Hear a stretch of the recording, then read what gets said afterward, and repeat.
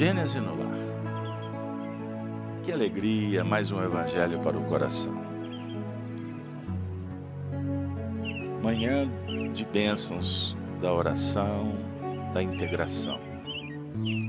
Com muita alegria, agradecemos, Senhor, pela reencarnação, o dom da vida, a família, os amigos, o trabalho, o estudo, a renovação. Obrigado pelos dons, pela sensibilidade, pela mediunidade, pela oportunidade da caridade. Obrigado, Senhor. Sonhamos com a felicidade, que sejamos beneficiados pelas nossas próprias escolhas e sempre pelo Teu apoio. Rogamos as bênçãos para os familiares, amigos, os sofredores, que os bons espíritos possam visitar os lares levando a Tua paz, os recursos terapêuticos, a medicação, a motivação. Ó Senhor, muito obrigado. Obrigado por esse dia. Manhã do dia 30 de julho do ano de 2021.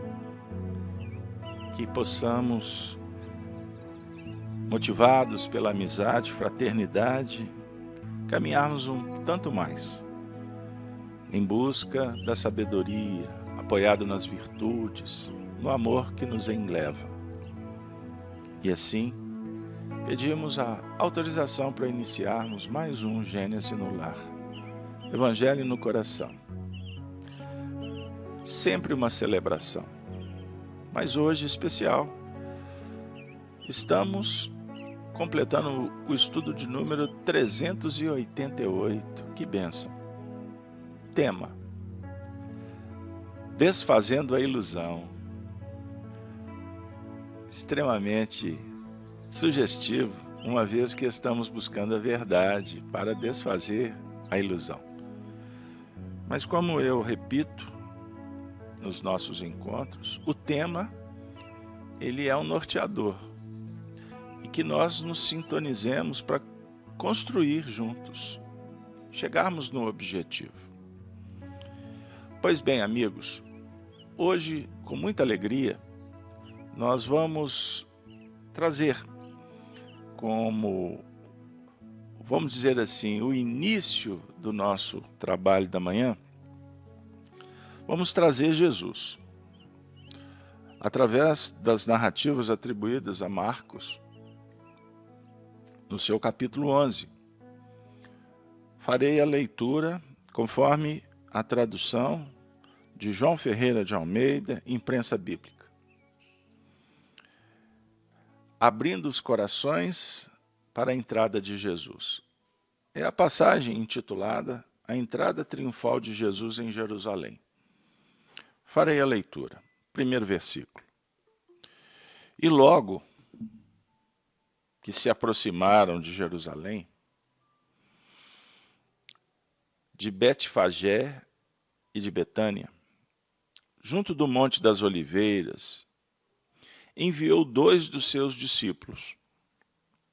E disse-lhes: Ide à aldeia que está defronte de vós, e logo ali entrardes, e logo que ali entrardes, encontrareis preso um jumentinho, sobre o qual ainda não montou homem algum. Soltai-o e trazei-mo. E se alguém vos disser, por que fazeis isso? Dizei-lhe que o Senhor precisa dele, e logo o deixará trazer para aqui. E foram, e encontraram o jumentinho preso fora da porta, entre 2 caminhos, e o soltaram. E alguns dos que ali estavam lhes disseram: que fazeis, soltando o jumentinho? Para se cumprir a profecia. Eles, porém, disseram-lhes, como Jesus lhes tinha mandado: e deixaram-nos ir. E levaram o jumentinho a Jesus e lançaram sobre ele os seus vestidos. E assentou-se sobre ele. E muitos estendiam seus vestidos pelo caminho, e outros cortavam ramos das árvores e os espalhavam pelo caminho. E aqueles que iam adiante e os que o seguiam clamavam, dizendo: Hosana, bendito o que vem em nome do Senhor. Bendito o reino do nosso pai Davi, que vem em nome do Senhor. Hosana nas alturas. E Jesus entrou em Jerusalém, no templo, e tendo visto tudo em redor, como fosse já tarde, saiu para Betânia com os 12. Nos encantamos diante das descrições do Evangelho. Fomos convidados para trazer essa passagem, pois ela é rica de mistérios, símbolos que o Espiritismo, como uma chave que faltava para a humanidade, abre os portais para um novo entendimento, um conhecimento que estamos prestes a adquirir. Naturalmente, eu não tenho tanto tempo para interpretar versículo por versículo, conforme a prática que aprendemos aqui em Belo Horizonte, em Minas Gerais, com o famoso miudinho, ou o estudo interpretativo do Evangelho à luz do Espiritismo, mas eu gostaria de iniciar o comentário explicando o motivo. A entrada triunfal de Jesus em Jerusalém representa a luz que abre o entendimento para uma nova era. Jerusalém, a cidade santa, representa a casa mental, especificamente na parte das noções superiores. É o futuro. É o coroamento de um processo evolutivo que, simbolicamente, começamos sob o ponto de vista da indagação filosófica, da arguição das questões da vida, que nos sugerem resoluções científicas no dia a dia. Vamos desenvolvendo as faculdades, razão, imaginação, mediunidade, sentimentos, administrando emoções, valores, busca da sabedoria. Com Jesus, essa luz é diferente, é sublime. Não tem complicações no processo, ela é pura, ela é límpida e ela é potente. Porém, é uma luz que nos visita por misericórdia, dando um toque para que a gente abra. Portanto, não é uma luz que enceguece. É uma luz que vai sendo adequada à medida em que nós fazemos a nossa entrada na Jerusalém do coração. Perceberam? Então, nós lidamos com a nossa realidade, ou seja, com as nossas aquisições. Você vê o mundo conforme a sua condição, o seu olhar, os seus olhos, a sua percepção, a sua faculdade desenvolvida.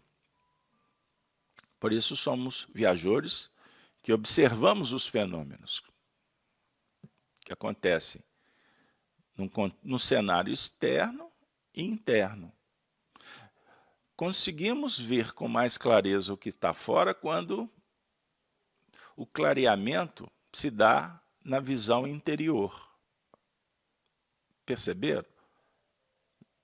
Então, todas as manhãs, filosoficamente, nós vamos lembrar do precursor do cristianismo, Sócrates. Conheça a ti mesmo. Então, nós estamos buscando compreender quem somos. É um diálogo fundamental. Aprender a conversar com a lei divina que está esculpida em você e em toda a natureza. Buscar trabalhar a sensibilidade permanentemente. A sua mente pragmática, racional, que é muito importante para análises, para críticas, para ressignificação, ela precisa de ser amiga do seu coração. Perceberam? Então, o casamento é o grande desafio. E por isso Jesus adentra Jerusalém. A passagem é tão rica que nós poderíamos ficar aqui meses, talvez séculos, interpretando. Mas o interessante é porque Jesus, o processo inicia citando a passagem no caminho de Betfagé e de Betânia, que estava junto ao Monte das Oliveiras. O Monte das Oliveiras, o monte escolhido por Jesus para orar. Oliveira, o que produz a oliveira? Perceberam? Não é oliva? O que a gente faz com a oliva? Perceberam? Nós vamos trabalhar a luz, azeite, combustível. O azeite que faz luz, o azeite que tempera, o azeite que é terapêutico e etc. Vamos em frente. Então estamos no Gênesis no lar fazendo uma oração, elevando o padrão. E Jesus entra enviando discípulos. Aqueles que estamos matriculados. Em qual escola? Do bem, da justiça. Justiça divina, perceberam? Da sabedoria, da caridade. A escola de amigos. E que a matrícula você não tem que pagar, a não ser se esforçar. Depois do despertar. Então é uma adesão natural, consciente. E a gente fica muito feliz junto com os outros alunos. Somos aprendizes. E ele envia, porque ele não entra sozinho. Ele envia discípulos. Vão lá. Busquem o jumentinho. Por que ele não pediu um alazão, uma vez que ele é rei dos reis? Mas sobre qual reinado que propõe o evangelho? Do mundo externo? Não, do mundo interno. E o jumentinho dá uma ideia da simplicidade, do instrumento possível, certo? Que tem muita dificuldade de locomoção, mas para carregar os recursos é fundamental, não é isso? Olha que beleza. Então o cavaleiro monta no cavalo e traz consigo um jumentinho. Aí abre N reflexões de acordo com a sua preferência, o seu entendimento. Mas nós gostaríamos de falar que os discípulos são aqueles enviados sob o ponto de vista da oportunidade. Ide, vai lá. Eu já vos ensinei, agora é contigo. E veja que ele manda 2. Olha a dualidade. A manhã e a tarde. Dual, contraste. O sol da manhã, ele tem uma repercussão no nosso cenário e na nossa intimidade. O sol da tarde, outra dinâmica. Ciclos. Perceberam? A manhã sugere o despertar. À tarde, um processo que já está em vias de conclusão, para ceder espaço para a noite, que vai trazer mais 2 dinâmicas. Então temos 4 ciclos dentro de um dia. O matinal, o vespertino. E observe que lá no final do texto, Jesus sai do templo depois da tarde. O processo que vai sendo elaborado. Ah, pessoal, nós nos empolgamos quando sentimos que Jesus está nos enviando. Pois trabalhando é que nós vamos valorizar a lição.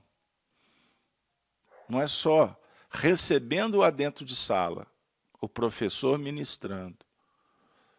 Nós vamos perceber a envergadura da lição e dos ministros quando estivermos na lida, o que favorece o entendimento, talvez o respaldo, de que o aluno não é diplomado no final do curso, e sim a cada dia da sua atividade, exercendo o que ele aprendeu no curso.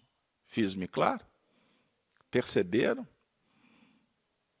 Então nós, quando formando, fazemos um discurso no qual nos comprometemos em colocar com ética, com justiça, com integridade, com dedicação, o que nós aprendemos na escola.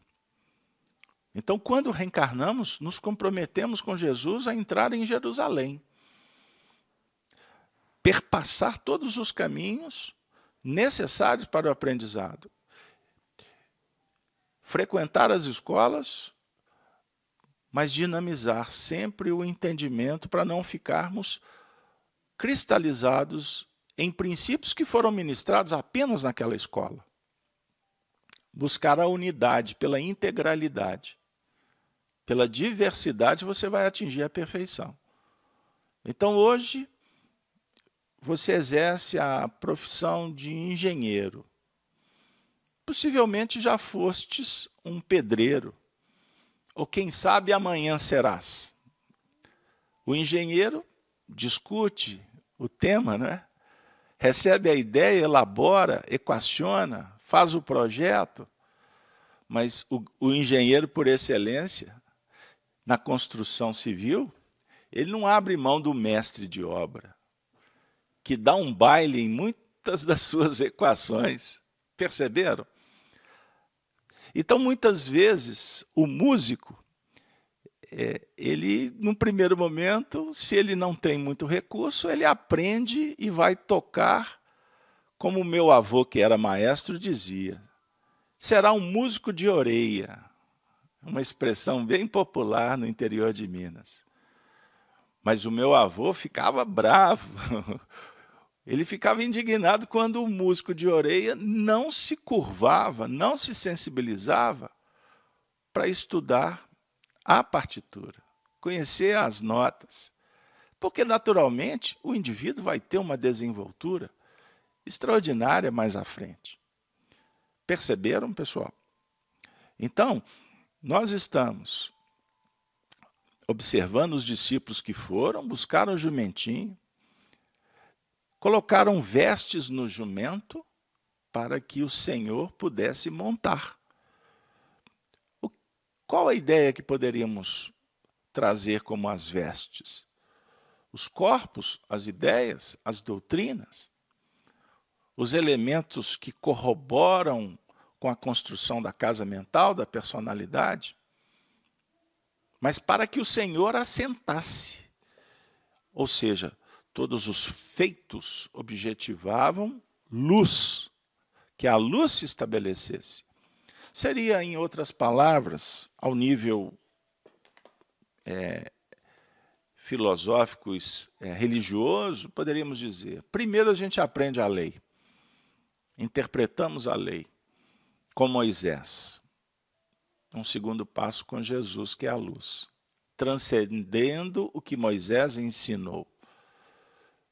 Lembram dos 10 mandamentos? Amai a Deus primeiro. Aí vamos percorrer 3 mandamentos sob o ponto de vista abrangente, dinâmico, futuro, e 7 impeditivos, que diz assim, cuidado, administra, menos, porque o menos com Jesus é mais no futuro, disciplina-te, não roube, não deseje, não pise na grama. São 7, ou melhor, não, está certo, 7 vertentes imperiosas no plano da ordenação, da organização. Os 3, que é amar a Deus, guardar o sábado e honrar pai e mãe, é o prenúncio para a síntese que viria com Jesus. Um novo mandamento vos dou, que vos ameis uns aos outros como eu vos amei, ou vos tenho amado, como queira. Perceberam, pessoal? Então Jesus envia discípulos para preparar o caminho, pois a mensagem é para o coração. Como nós vamos despertar o coração encerrado numa biblioteca, atrás do altar, ou na cátedra, que apenas usa a lousa, dá a prova, elabora o conteúdo, mas não se coloca na condição de viver? Perceberam? Só a filosofia não é suficiente. Temos que percorrer as sendas da ciência. É o aprendizado que faz a união entre a teoria e a prática. Construção de um novo mundo que estamos sendo chamados agora. Pois bem, surge o agradecimento. E aqueles que iam adiante e os que o seguiam clamavam dizendo: Hosana, Hosana, bendito o que vem em nome do Senhor. Sob o ponto de vista da caminhada, somos beneficiados em fazer. Como vamos fazer? A lição proposta por Jesus, que é pautada na fraternidade, na caridade, na benevolência, na indulgência e no perdão, vamos nos deparar com aqueles que estão no caminho, que precisam do anúncio que o Senhor está vindo, que a era nova está chegando. Primeira frase do capítulo 18 do livro A Gênese.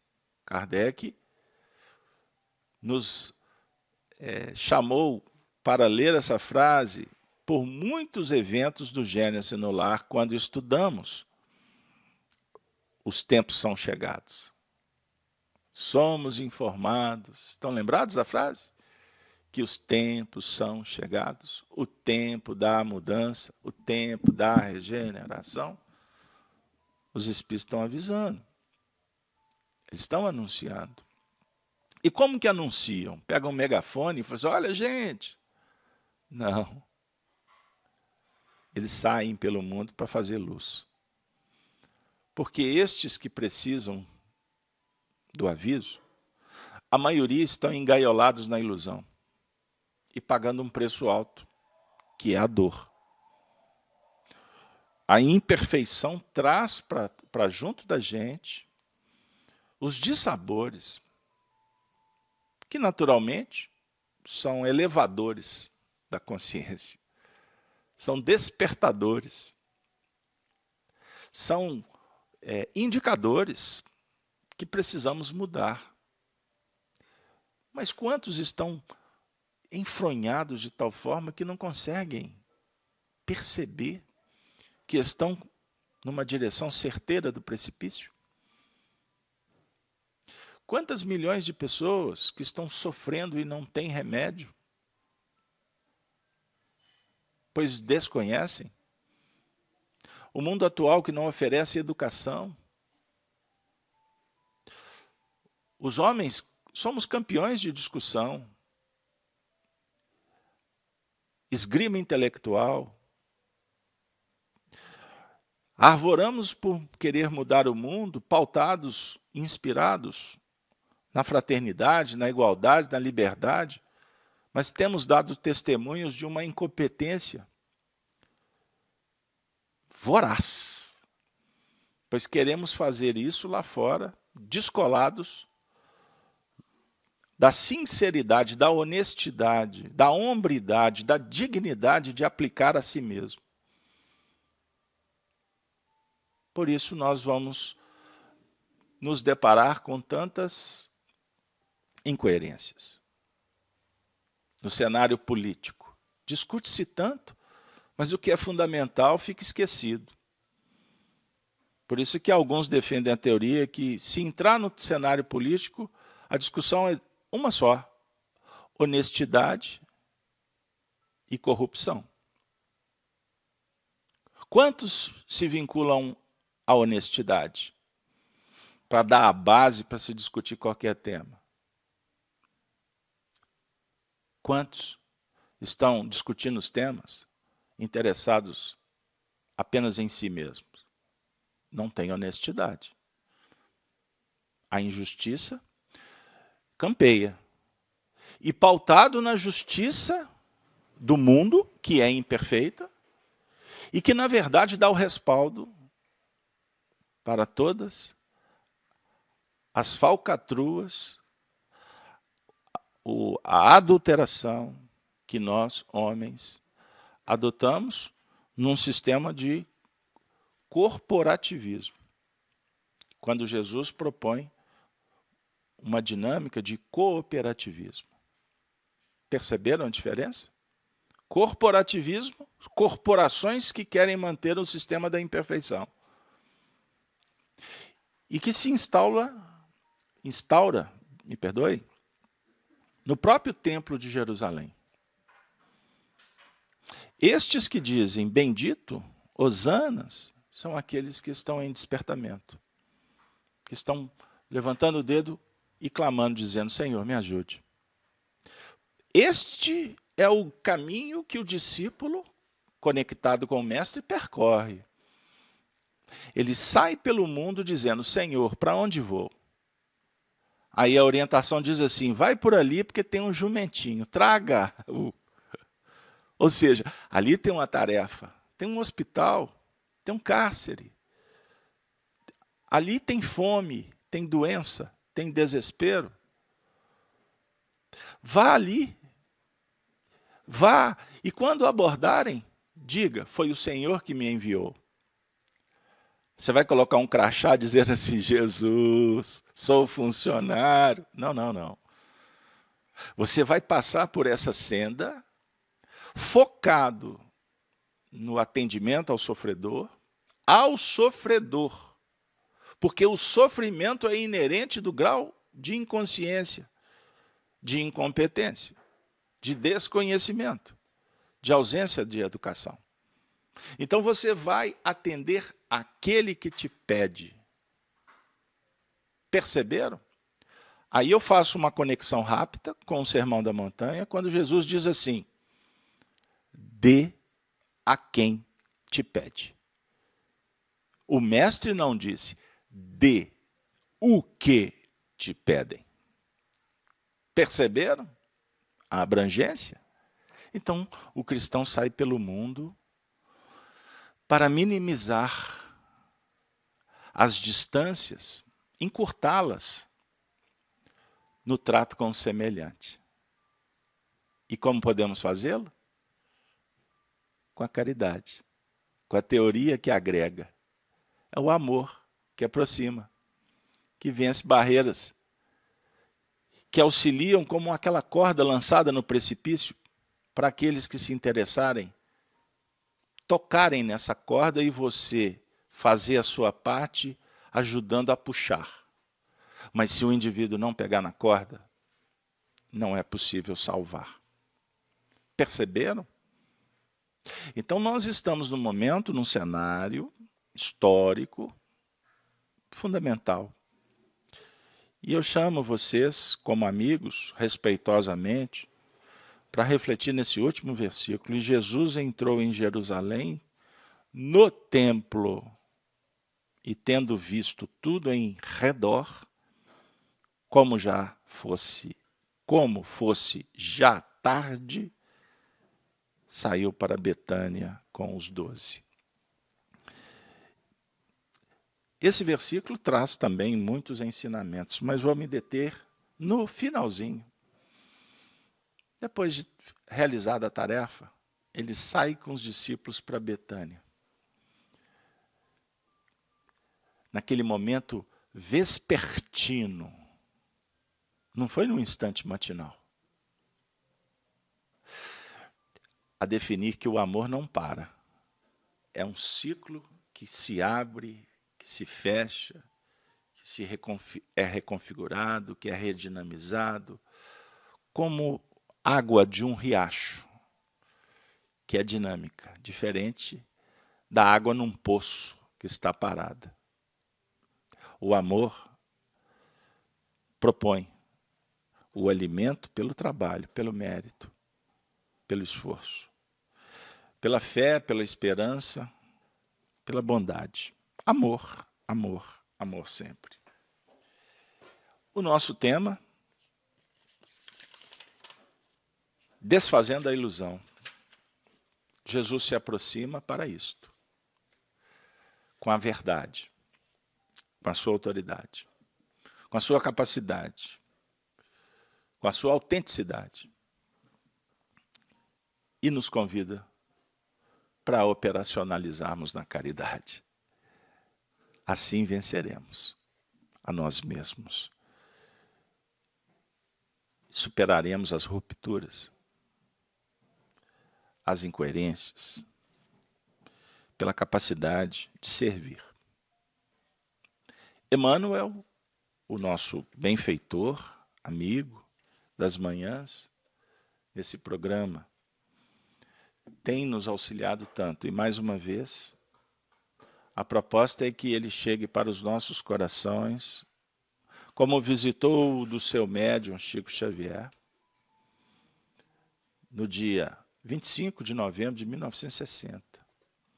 E o médium Xavier se curvou, ele foi em busca do instrumento, cobriu com as vestes da bondade, da entrega, para que Emmanuel pudesse, representando Jesus, trazer esta orientação que espero seja acolhida pelo teu coração, diante dos outros.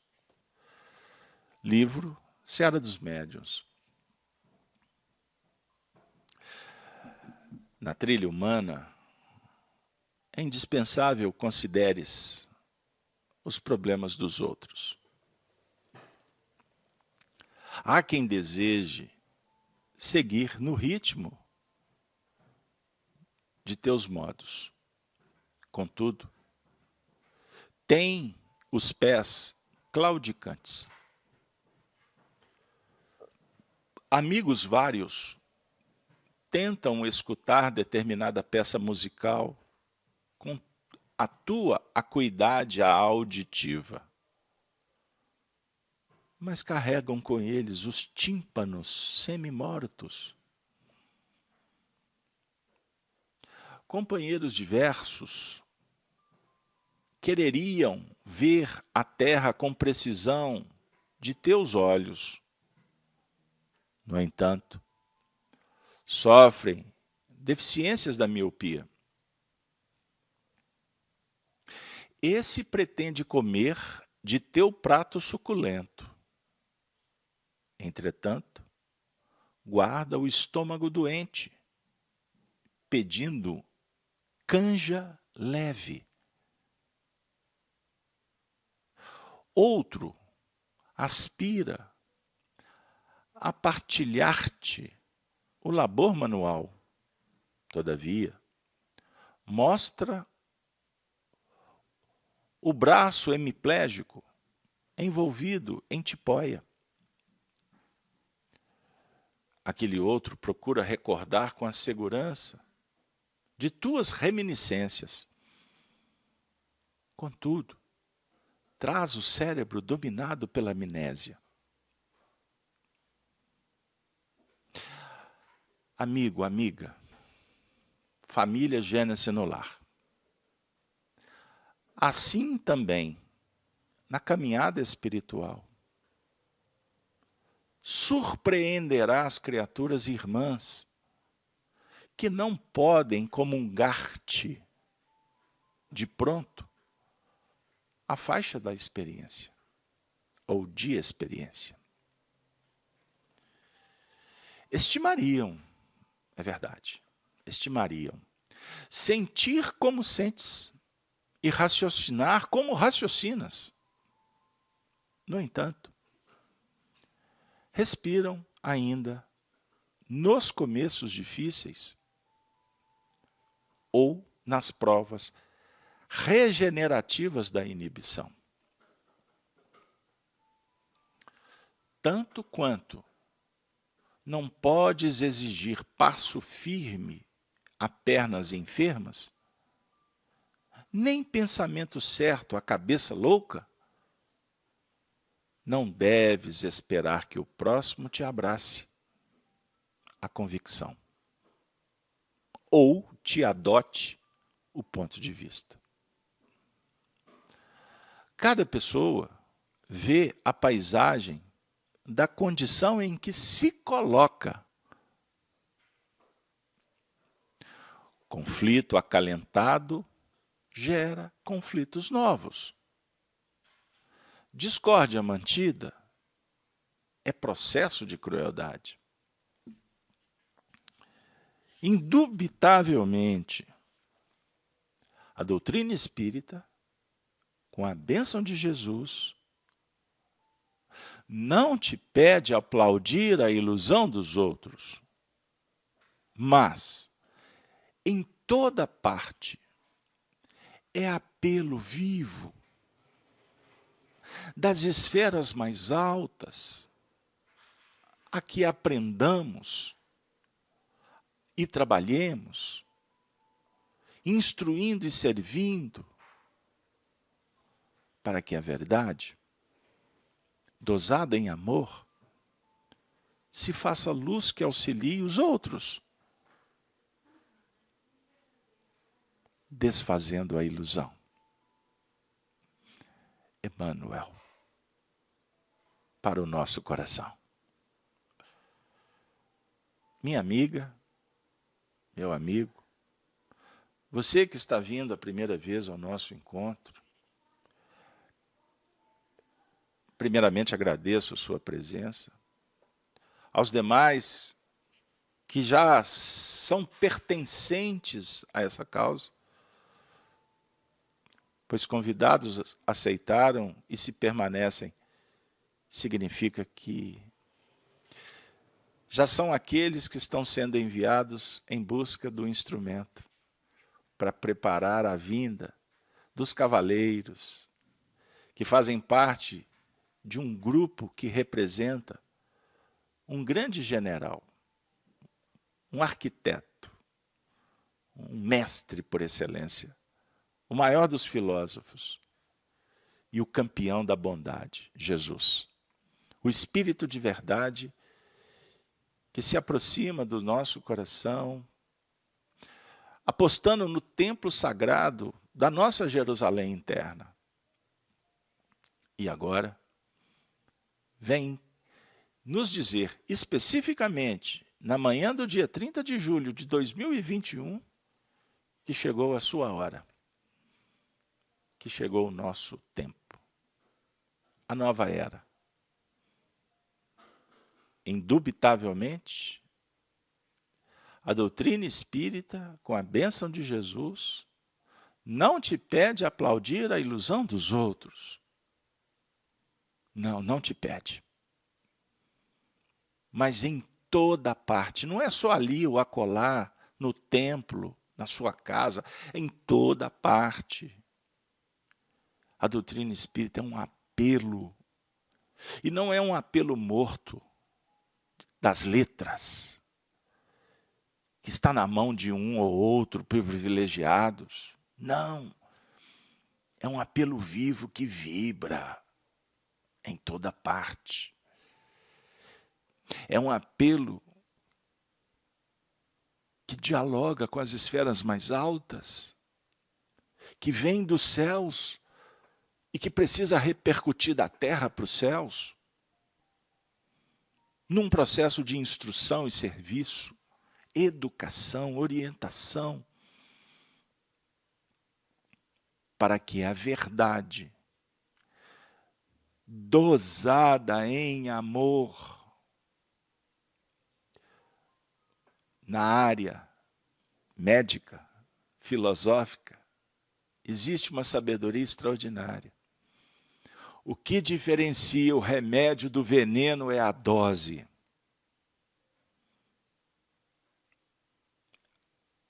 A verdade na dose do amor é que faz luz, que auxilia e que desfaz a ilusão. Que Deus nos abençoe, pois a dose usada por Jesus nos cativa, nos motiva, nos incentiva a prosseguir na direção da plenitude. Por isso agradecemos com Maria Dolores, na oração íntima, que diz: Senhor, Tu que me deste paz e consolo à vida, não me des condição para espalhar na vida a sombra da discórdia, ou estender na estrada as pedras da aflição. Tu que acendestes em mim a luz do entendimento, na fé com que me alteias, não consintas, Jesus, que eu suprima a esperança das estradas alheias. Tu que me concedestes o verbo edificante, que nos induz à prática do bem, nunca me deixes formular palavra capaz de condenar ou de ferir alguém. Tu que me desvendaste o sublime valor da provação, que a lei de causa e efeito determina, não me faças entregue à queixa e ao desencanto em que eu possa esquecer a justiça divina. Tu que me conferistes o privilégio e a bênção do serviço, como ensejo celeste e dom perfeito, não permitas que eu viva sem trabalho, desfrutando o descanso sem proveito. Naquilo que eu deseje e naquilo que eu sinta, pensa, diga ou faça, contrariamente à eterna lei do amor, em tudo quanto eu queira, sem que o queiras, não me aprove, Senhor.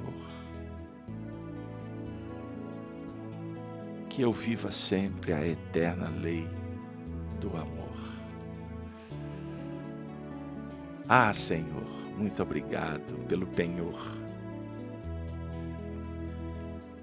pelo ardor. Obrigado, Senhor, pelo calor, pelo frio. Obrigado, Senhor, pela oração que me aquece, pela oportunidade que projeta minha alma na direção do monte da elevação. Ser bendito, Senhor, no instante em que nos aconchegamos entre amigos e saímos pelo campo para semear a Tua palavra, os Teus ensinos, pelo exemplo redentor. Obrigado, Senhor. Ave Cristo é a mensagem viva de todas as manhãs para vocês, amigos do coração, que na terra enfrentam os desafios. Não se esqueçam que nós do além-túmulo vos acompanhamos, vibrando pela vitória do Evangelho. Amanhã seremos nós, e vós sereis aqueles que nos inspirarão a definir que somos todos um só grupo, uma só humanidade, pois um só é o pastor. Obrigado, Senhor. Ave Cristo. Felicidades é o que desejamos em mais uma manhã. Inspiração matinal, atingindo a glória nos momentos vespertinos dos nossos destinos, com aquele que é a razão do nosso viver. Obrigado, Senhor. Obrigado, senhoras. Obrigado, senhores. Até a próxima, se Deus assim o permitir.